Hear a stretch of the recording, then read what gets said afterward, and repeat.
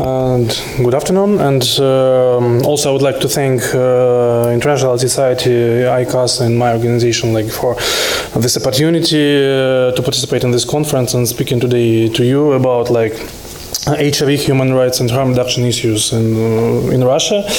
And so today I'll try to show you on the example of our organization what does it mean, how could the NGO implementing harm reduction services try to survive in such non-supportive environment as we have in Russia.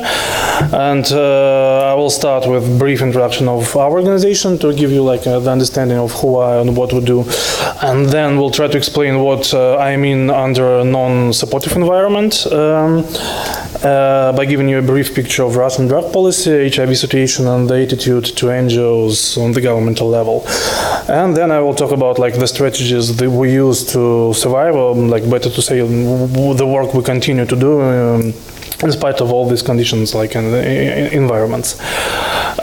So a few words about our organization. Andrei Foundation for Health and Social Justice. It's a small community-based organization located in Moscow, the capital of Russian Federation. It was established in 2009 with a mission to promote and develop human drug policy based on tolerance, protection of health, dignity, and human rights. We don't have any office, and we have only 4 staff members and about 20 activists working on part-time basis or on a volunteer basis. And average annual budget is $250,000 US, and we never receive any governmental support.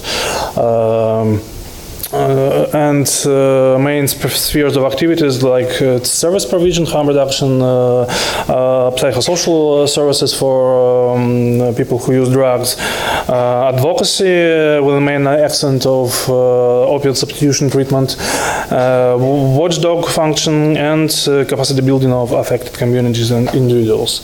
So about non-supportive environment, and I will start with explaining the drug policy in Russia. And if to describe the Russian drug policy, the main features of the drug policy could be the next. First of all, Russian drug policy declares a zero tolerance policy towards drug use and entailing stigma and discrimination towards drug users. And so we can say that Russia totally supports this concept of the war on drugs, and even it goes further and de facto introduced the war on drug users.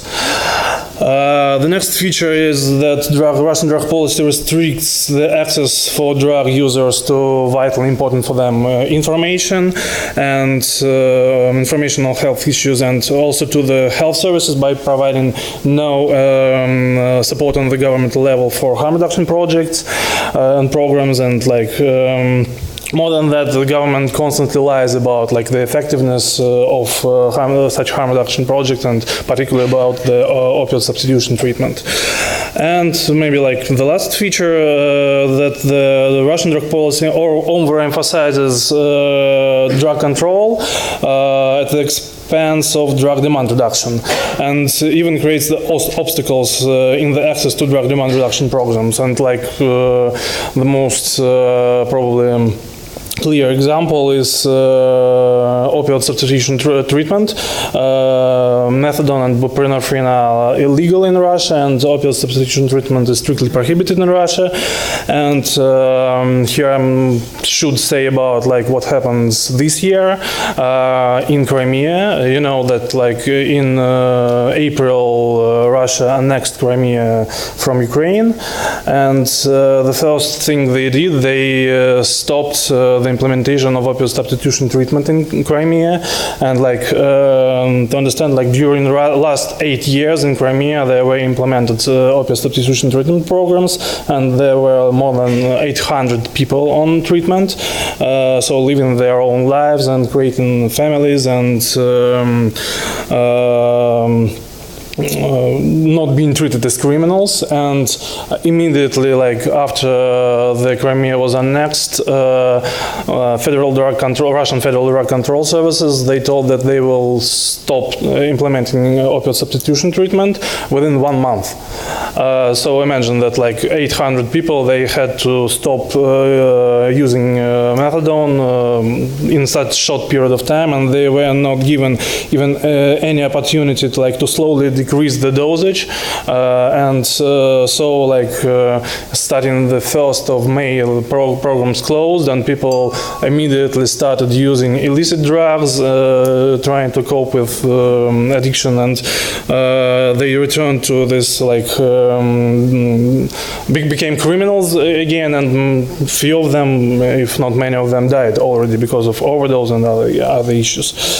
And so if to complete this picture of Russian drug policy, it's like we have the 3rd largest prison population in the world, and although it's slightly decreasing, like a few years ago it was the 2nd largest population, now it's like 676,000 people, but the population of those sentenced for drug use is for drug-related crimes is increasing, and you can see the numbers.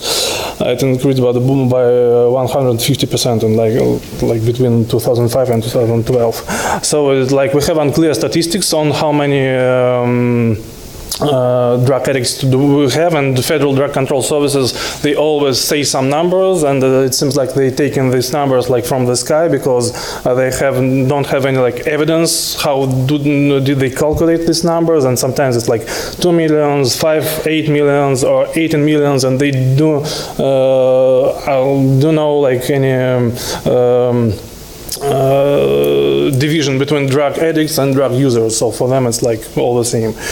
There are only 4 governmental rehabilitation centers for the whole Russia, and over 600 non-governmental, mostly religious and non-licensed rehabilitation centers, where they can like torture people, chaining them to batteries, and like forcing them to work, and like introduce all whatever they can invent rehabilitation practices to treat them.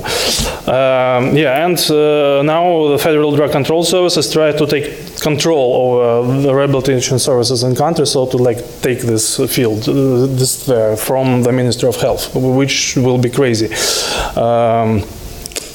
So like you can see that therefore Russian drug policy doesn't address the health-related harms of drug users, such as overdose and HIV, HCV, and TB, and by this it's even encouraging the spread of these diseases among drug users and the consequences among general population. And so here are the results of this drug policy. Probably we have over 800,000 officially registered HIV cases. This includes numbers like from Crimea now, and like more than 100 of these people already died, because this statistics from the beginning. And according to the director of Federal Aid Center, like about 200 new cases being registered every day, and we have one of the most growing epidemics around the world. So, like, the main way of HIV transmission is intravenous, parenteral, and from 1987 to 2008, about 80% of HIV cases were associated with injecting drug use. On average, 37% of drug users live with HIV, and in some cities, up to 90% of people who use drugs, who inject drugs, they are also infected with hepatitis C. And like to complete the picture, so the attitude to non-government organizations in Russia. So as I told in the beginning, almost zero financial support is available from the government for those NGOs working in the sphere of HIV/AIDS prevention. But starting from 2012, They introduced like a new version of law regulating NGOs activities, and according to this like new version, all NGOs receiving foreign funding or trying like to influence Russian policy should be registered as foreign agents. Like, just to give you the understanding, what does it mean to be registered as foreign agent in Soviet Union period? If you are like to be called a foreign agent, you should be probably be taken immediately to prison and like maybe to be sentenced to death, because foreign agent is like a traitor. And so now these NGOs, like, they're forced to register themselves as traitors. And of course, to such NGOs, much like more attention will be paid from the government structures. And in 2013, more than 1,000 NGOs are undergone unexpected inspections by prosecution officers. Few of them were closed. So, like last month, the Minister of Justice got the right to decide themselves who is like the foreign agent and who is not. And early this month, the Minister of Justice issued an order to start unscheduled audit and inspections of all aid services organizations in Russia, which is also crazy. It was like right after the regional conference we have in Moscow on HIV/AIDS. So, like, this is like the general picture. And so then to continue and to speak like how we manage to survive and what we do for that. So, like, maybe the first strategy is like to continue to provide direct support for people who use drugs and to develop the community, because like no matter of the political and even financial issues, we always could go on the streets and provide support to individuals and help people to save their lives. And even if we can't get any impact on the epidemic, because like to have one or even 2 or 3 NGOs doing harm reduction in Moscow, it's nothing. But we always could have impact on the lives of particular people, and like because we're a community-based organization, we can help our friends, ourselves, our families, and etc. And when we started in 2009, everyone told us that it will be impossible to provide harm reduction in Moscow. Like we'll have a lot of problems and we will be closed immediately. But we tried, and we are still doing this, and we do this outreach every day, almost like 5 days a week.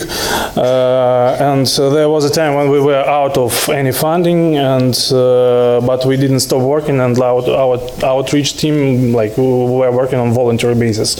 It's like the question not of funding, but of the attitude.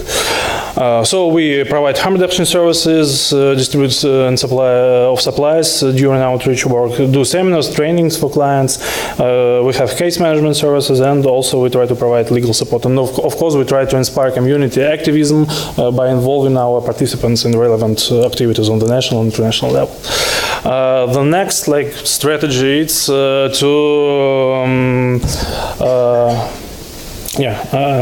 I'm finishing. To do the national level advocacy. So in order to try to influence on the situation, we document what's happening, prepare relevant reports, and disseminate the results of these reports. Like the example is our recent reports on the situation with hepatitis C in Russia. Work with mass media, so doing press conferences, press releases, interviews, and recently within the Support Don't Punish campaign, we managed to involve girls from Pussy Riot, those who were imprisoned for a couple of years, and so we are now working with them closely. So we organized protest actions in front of the Ministry of Health, in front of the Federal Drug Control Services, and also we try to do the strategic litigation cases. For example, this success case, the guy who was released in 8 months after being sentenced for 5 years for possession of drugs, and after he was released, he was so inspired that he applied to European Court on Human Rights against Russia for being able to get opioid substitution treatment. So here are some pictures. This is Pussy Riot, and this is our maybe not so famous, but great poet, in front of the Federal Drug Control Services building, protesting against the drug policy. So the last strategy, it's like external advocacy. So we try to not do only like bottom-up approach, but also top-down. So to influence on the Russian processes and policies from outside using relevant international mechanisms. So like to appeal to international institutions relevant, like those which control the implementation of international conventions signed by countries and also by Russia, like Committee on Economic and Cultural and Human Rights. So we write shadow reports, and we try like to achieve relevant recommendations from these bodies and committees to Russia, so to adjust like the existing policies. And here are some examples. Just mention maybe one example that from 2011 to 2013 we coordinated the completion and submission of 3 individual complaints to the European Court of Human Rights against Russia regarding the restriction of access to opioid substitution treatment. And a few months ago the European Court communicated these complaints to Russia, and the Russian government will be able to respond to the European Court by September, and then like the court hearing will be assigned. Yeah, so the last slide, like perspectives.